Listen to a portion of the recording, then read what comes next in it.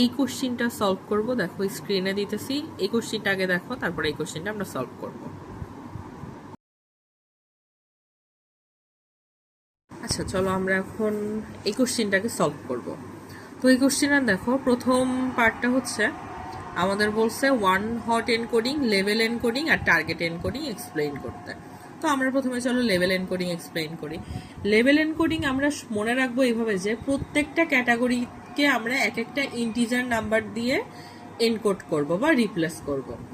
যেমন ধরো আমার এক্সাম্পল দেয়া আছে যে কালার, 3টা কালার দেয়া আছে, যে রেড, ব্লু আর গ্রিন। এখন আমি কি বলছি, প্রত্যেকটা ক্যাটাগরি, তাহলে রেড একটা ক্যাটাগরি, ব্লু একটা ক্যাটাগরি, গ্রিন একটা ক্যাটাগরি, তাই না? এখন ধরো গ্রিনের সাথে আরেকটা ব্লু আছে, তাহলে ব্লু তো একটা ক্যাটাগরি, তাহলে একটা ক্যাটাগরি দুইবার আছে। তাহলে আমি ধরো রেডকে 0 দিয়ে ডিফাইন করলাম, 0 দিয়ে এনকোড করতেছি, ব্লু রে 1 দিয়ে, গ্রিন রে 2 দিয়ে, আবার ব্লু তো আমার অলরেডি ছিল 1। তাহলে আমি এইভাবে জাস্ট ডিফাইন করতেছি বা রিপ্লেস করতেছি। এইটাই হইতেছে আমাদের লেভেল এনকোডিং। এরপরে চলো দেখব, আচ্ছা এইটার হচ্ছে আমাদের দেখো কোশ্চেনে বলছে অ্যাডভান্টেজ আর ডিসঅ্যাডভান্টেজ। তো এইটার অ্যাডভান্টেজ কি? এটা হচ্ছে সিম্পল, জাস্ট আমরা একটা ইন্টিজার নাম্বার দিয়ে রিপ্লেস করে দিতেছি, তাহলে এর অ্যাডভান্টেজ দেখে আমি বুঝতেছি যে সিম্পল। আর কি হয়, এটা হচ্ছে খুবই স্মল মেমোরি নাই, এটা খুবই স্মল মেমোরি নেয়। আর ডিসঅ্যাডভান্টেজ কি? ডিসঅ্যাডভান্টেজ হচ্ছে মানে যেহেতু খুব ইজিলি আমরা মানে ধরো রেডকে 0 দিয়ে ডিফাইন করতেছি, ব্লু রে 1 দিয়ে ডিফাইন করতেছি, গ্রিন রে 2 দিয়ে, জাস্ট এমনি নর্মালি আমি র্যান্ডমলি দিতেছি, রিপ্লেস করতেছি। মেশিন কি করে, ও তো এত কিছু বুঝে না, ও সরাসরি কি করে জিনিসগুলোকে মুখস্থ করে ফেলে। ও ও ও তখন মনে করে কি যে রেড এর ভ্যালু মনে হয় 0, ব্লু এর ভ্যালু মনে হয় 1, গ্রিন এর ভ্যালু মনে হয় 2, বাট অ্যাকচুয়ালি তো এটা কোনো ভ্যালু না। এটা তো আমরা মানে এমনি নিতেছি, রিপ্লেস করতেছি, আমি আমার ইচ্ছা মতো নাম্বার ধরতেছি। কিন্তু মডেল কি করে, ও হচ্ছে ভেবে নেয় যে মানে এটাকে ও মুখস্থ করে ফেলে। তো আমরা কি লিখতে পারি যে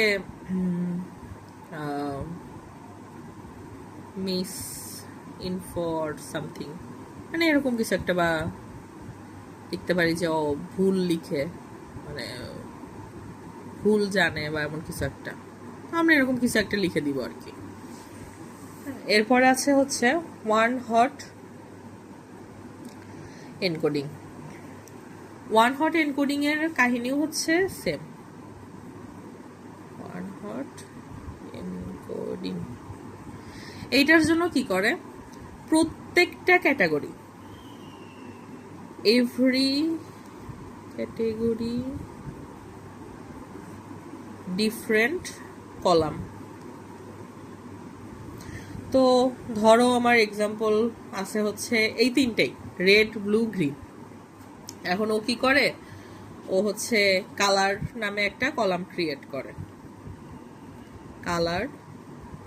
এখন আমার কি কি কালার আছে, রেড, ব্লু আর হচ্ছে গ্রিন।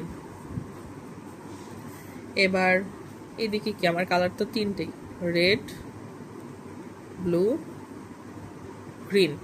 এখন ও কি করবে, ধরো রেড এভাবে কলাম ক্রিয়েট করে, রেড এর জন্য কি রেড 1 আর ব্লু গুলা কি, বাকিগুলা কি 0। ব্লু এর জন্য কি শুধু ব্লু 1 আর বাকিগুলা 0। গ্রিন এর জন্য কি শুধু গ্রিন 1 বাকিগুলা 0। তো এইভাবে এক একটা করে কলাম তৈরি করে এইটার জন্য। এখন ওর অ্যাডভান্টেজ কি, ওয়ান হট এনকোডিং এর অ্যাডভান্টেজ,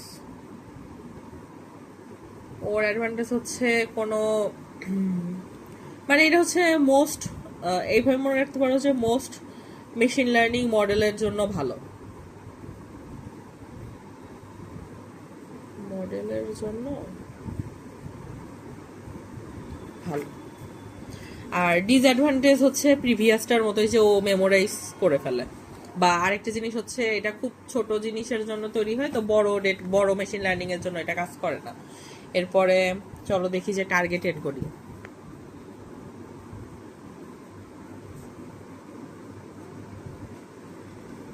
টার্গেট এনকোডিং হচ্ছে ধরো আমার এক্সাম্পল দেয়া আছে যে ধরো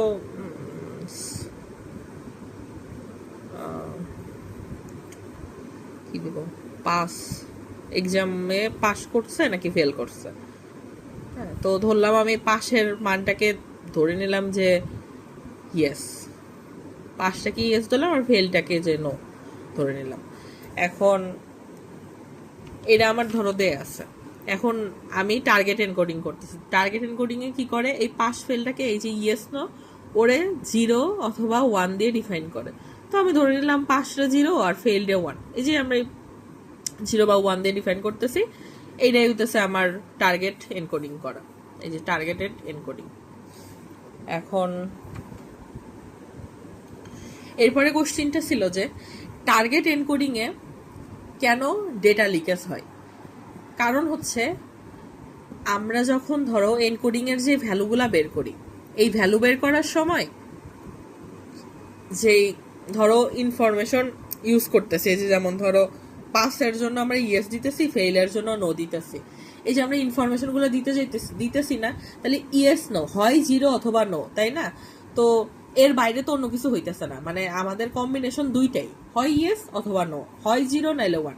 তো ধরো যখন মডেল পাইতেছে যে পাস, তার মানে ইয়েস, তার মানে কি ও বুঝেই যাইতেছে যে ফিউচারে যদি আমার ফেইল আসে, তাহলে ফেইল আসলে আনসারটা হবে আমার নো বা 1, মানে ও ফিউচার ইনফরমেশনটা আগেই যাইতেছে, কারণ দুইটা ইনফরমেশন শুধু পাইতেছে। তো দুইটা ইনফরমেশন নিয়েও কাজ করতেছে, ইদার ইয়েস অর নো। যদি ইয়েস পাই তাহলে ও ভাবতেছে যে তাহলে এরপর এবার নো আসবে, নো এর আনসার 1 আসবে। তো ও আসলে ফিউচার ইনফরমেশন যেহেতু জেনে যাইতেছে, তার জন্য ডেটা লিকেজ হয়। তো ডেটা লিকেজের মানে এরপরের কোশ্চিনের আনসার ছিল এটা যে কেন ডেটা লিকেজ হয়। তো ওইভাবে একটু লিখে দিয়ে আসবা যে future information cause of data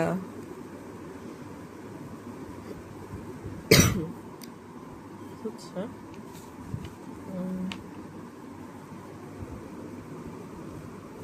know the future info, এটা হচ্ছে ডেটা লিকেজের একটা কারণ। এরপরে হচ্ছে তারপরের কোশ্চিন, চলো যাই।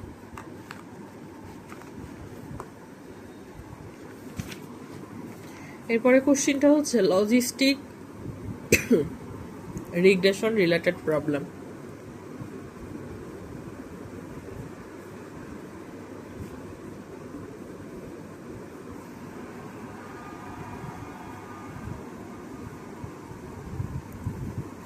তো আমাদেরকে কিছু মান দেয়া আছে, b0 সমান -3, b1 সমান 0.7, b2 সমান 1.1, x1 সমান 5, x2 সমান 8।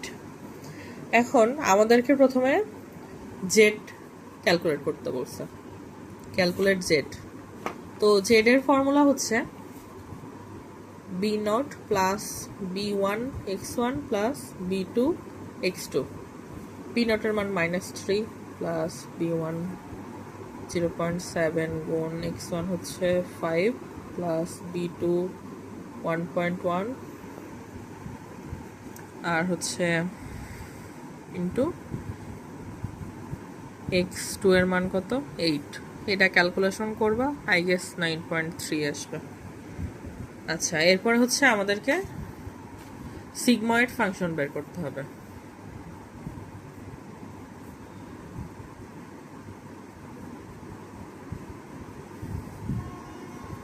সিগময়েড ফাংশন, তো সিগময়েড ফাংশনের আমরা ফর্মুলা জানি যে পি অফ সমান 1 equal 1/1 plus E to the power minus Z.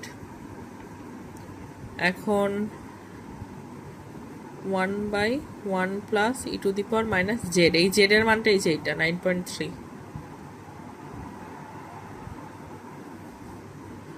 তো এটা হচ্ছে ক্যালকুলেশন করলে আসবে হচ্ছে 0.999।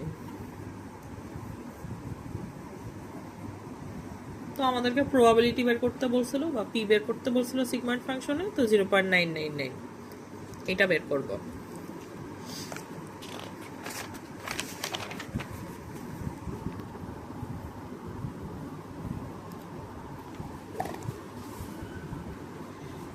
এরপরে হচ্ছে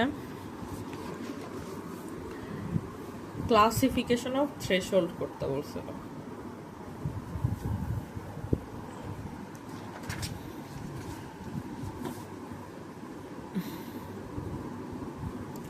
তো থ্রেশহোল্ড বলছে কি যে 0.5 জন্য থ্রেশহোল্ড যদি 0.5 হয় তাহলে ও কোন ক্লাসের মধ্যে পড়তেছে, পজিটিভ ক্লাসে পড়তেছে, নাকি 0.8 যদি থ্রেশহোল্ড হয় তাহলে ও কোন ক্লাসের মধ্যে পড়তেছে। তো আমরা তাহলে বের করব যে 0.5 যখন আমার থ্রেশহোল্ড, এটা দেখবা কোশ্চিনে দেয়া আছে 0.5 হচ্ছে আমার থ্রেশহোল্ড। তাহলে দেখো সোজা হিসাব, আমার জেড এর মান কত আসছে 0.999, 0.99 মানে এটা হচ্ছে জেড, জেড মানে এটা জেড এর মান, এটা বুঝেছি জেড এর মান কত 0.999। এখন আমরা দেখব জেড কি যেই থ্রেশহোল্ডের মান ওর থেকে বড় নাকি ছোট। তো জেড এর মান 0.999, তো 0.999 তো অবশ্যই গ্রেটার দেন 0.5, তাই না? তো যেহেতু গ্রেটার তার মানে হচ্ছে ক্লাস 1 মানে হচ্ছে পজিটিভ, আর 0.8 থ্রেশহোল্ড, তাহলে 0.999 ইজ গ্রেটার দেন 0.8, আবারও তাই ক্লাস 1 পজিটিভ। তো আমাদের ক্লাস ডিফাইন করা হয়ে গেছে, ক্লাসিফিকেশন করা হয়ে গেছে।